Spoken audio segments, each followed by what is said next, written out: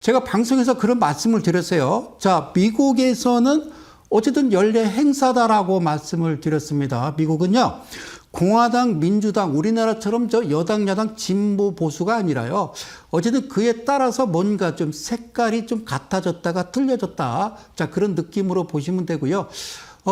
제가 이제 늘 말씀드리는 게 뭐 정확하게 이제 그 미국의 이제 부채한도가 약 한 3경 정도 돼요. 우리나라 돈으로. 그런데 사실 정확하게 계산하면요. 한 4경 가까이가 됩니다. 꾸준하게 이제 부채가 계속 늘어나고요.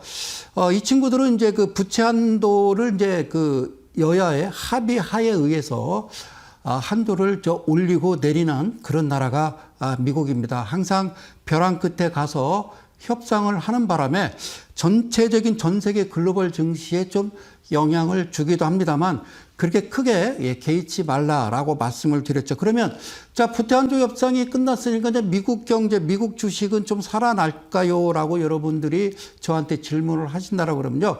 글쎄요, 지금 상황에서는 미국 증시가 급격하게 급락을 할 상황은 아니에요. 물론요, 미국은 진퇴양난입니다. 그러니까 우리가 이제 3월 달에 있었던 거 아시죠? 3월 달에 어떤 일이 있었죠? 자, 그동안 우리가 거의 2년 반, 3년이라고 하는 그런 코로나19로 인해서 전 세계가 셧다운 됐었어요. 그래서 그로 인해서 미국도 큰 타격을 받았죠. 경제가. 예, 그로 인해서 사실 이제 점진적으로 이제 미국이 이제 취했던 거는요, 유동성을 또 공급을 했고, 그로 인해서 이 달러 가치를 킹달러, 신달러, 갓달러를 유지하기 위해서요. 기준금리를 계속 올리기 시작했었습니다. 3월 달에. 어떤 식으로 올렸느냐. 자, 우리가 이제 알고 있는 뭐 빅스텝, 뭐 울트라, 자이언트 스텝, 뭐 여러 가지 스텝이 있었죠. 원래는요, 베이비 스텝이라고 해서 0.25%씩 조금씩 올리거나 동결하거나 내려야 되는데 급격하게 0.5%, 0.75%까지 올리고 이랬었죠. 그죠? 자, 지금 이제, 시선은 어디로 가느냐? 바로 이제 6월 13일에서 14일 약 이틀간 열리는 또 FOMC가 있죠. 그죠?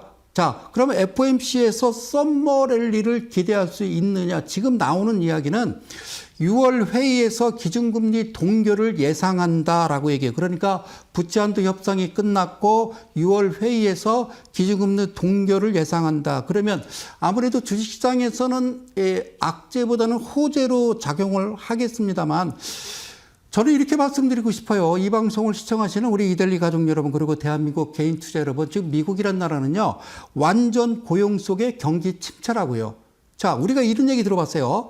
자, 저번 정권에서 우리가 이제 어떤 문재인 정부에서 무슨 얘기를 들었냐면요, 우리가 한 번도 경험해 보지 못한 한 번도 경험해 보지 못한 그런 길을 걸을 수도 있다. 자, 좋은 일이 우리가 희망을 갖고 사실 우리가 기대를 했습니다만 안타깝게도 전염병이라고 하는 코로나19 때문에요. 우리나라만 그런 게 아니라 전 세계가 너무너무 힘들었습니다. 자, 그리고 미국도 똑같아요. 지금 한 번도 경험해 보지 못한 그런 낯선 길을 가고 있다라는 거예요. 자, 기준금리를요. 자, 미국이 기준금리를 동결하거나 사실 점진적으로 내린다라고 그러면요. 어떤 일이 벌어지냐면 미국에 들어와 있는 이제 국제 자금들이 서서히 빠져나갈 수가 있고요. 달러 가치가 떨어진다고요. 그러면 미국 입장에서는 주식시장에 좋지는 않겠죠. 지금요.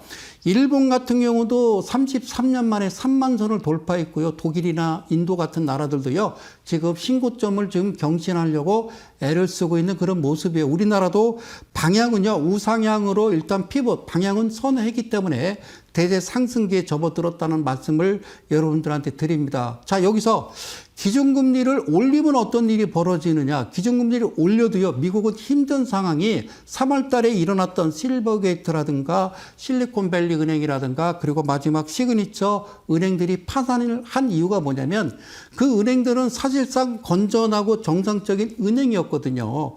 그러니까 안전자산, 미국에서 발행하는 공채를 보유하고 있었단 말이죠. 그래서 코로나 이전에는 10년 만기 국채가 0.5%였는데 지금은 한 4%대, 그러니까 4%대로 올라가다 보니, 자, 이제 그 예금한 사람들이 혹시 이제 돈이 필요하면 저 예금 인출을 할 거 아닙니까? 그죠? 예금 인출이 늘어남에 따라서 어떤 일이 벌어져요?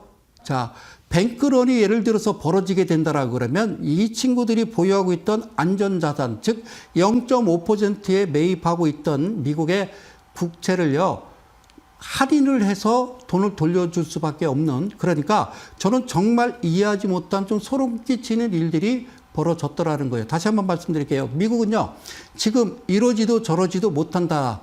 그 말씀을 드리고요. 어쨌든 부채한도 협상이 타결되고 FOMC에 주목을 합니다만, 자, 일단 동결 예상이다. 자, 동결이 맞을 수도 있고요. 아니면 0.25%포인트 올린다라고 그래서 여러분들이 크게 걱정할 사안은 아니다라고 말씀드리고요. 자, 우리나라 증시는 아직 직전 고점 뚫지 못하고 있습니다. 일단 2600선을 이제 올라서긴 했습니다만, 우리가 원하는 것은 직전 고점 3300선을 뚫고 3800에 4000까지는 언제 가느냐. 자, 이번 2023년도가 가장 좋은 한 해가 아닌가, 저는 여러분들한테 그렇게 말씀을 드리면서요.